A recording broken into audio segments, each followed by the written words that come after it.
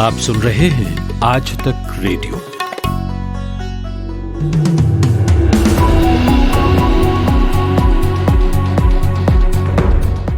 नमस्कार, 1 बजे के मुख्य समाचारों के साथ मैं हूं पूनम कौशल।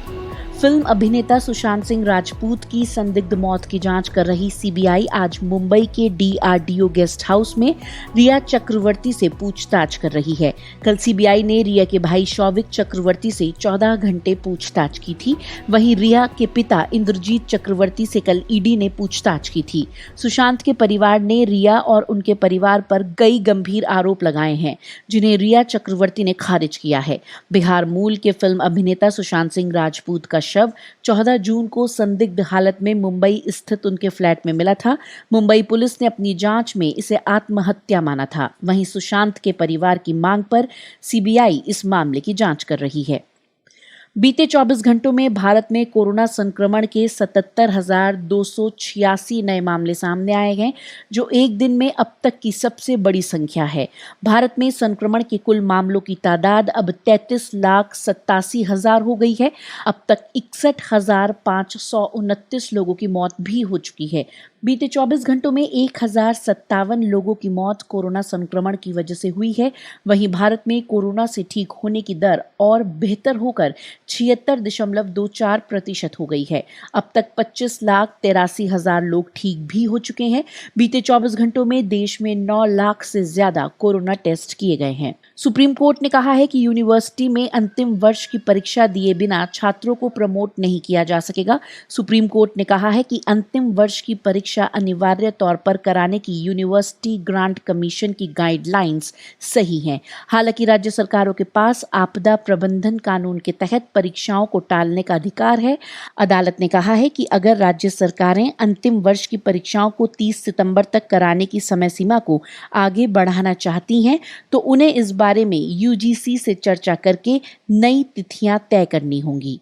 अदालत के इस फैसले का मतलब ये है कि यूजीसी की 30 सितंबर तक अंतिम वर्ष की परीक्षाएं कराने की समय सीमा अंतिम नहीं है और इसमें संशोधन किया जा सकता है। अदालत ने अपने आदेश में स्पष्ट कहा है कि कोई भी राज्य अंतिम वर्ष के छात्रों को परीक्षा के बिना प्रमोट नहीं कर सकता।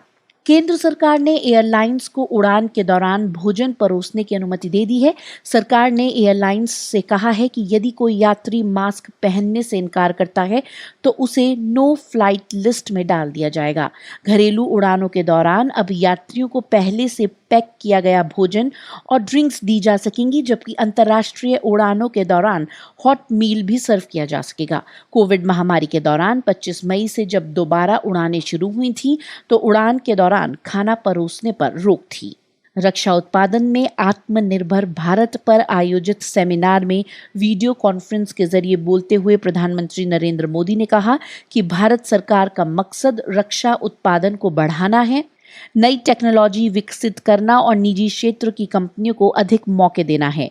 मोदी ने कहा कि रक्षा क्षेत्र में विश्वास पैदा करना एक नए और आत्मनिर्भर भारत के लिए जरूरी है। उन्होंने कहा कि बीते कई दशकों के दौरान इस दिशा में कोई गंभीर प्रयास नहीं किए गए।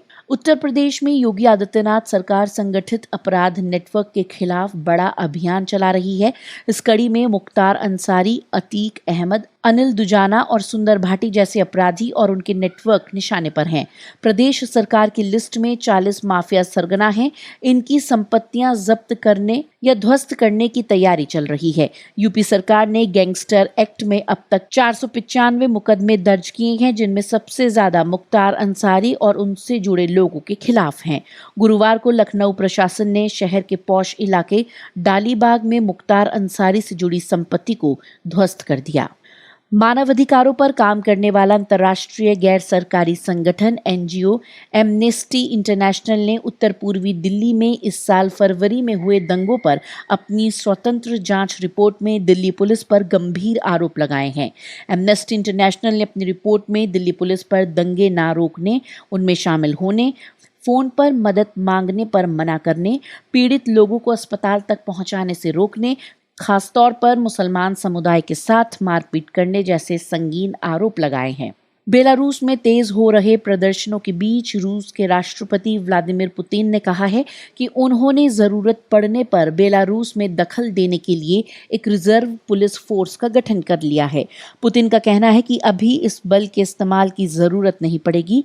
रूस के सरकारी टीवी पर बयान देते हुए पुतिन ने कहा है कि बेलारूस के राष्ट्रपति ने उनसे मदद मांगी थी और एक रिजर्व पुलिस बल बनाने के लिए कहा था। पुतिन ने कहा है कि जब तक स्थिति नियंत्रण से बाहर नहीं होगी, इस बल का इस्तेमाल नहीं किया जाएगा।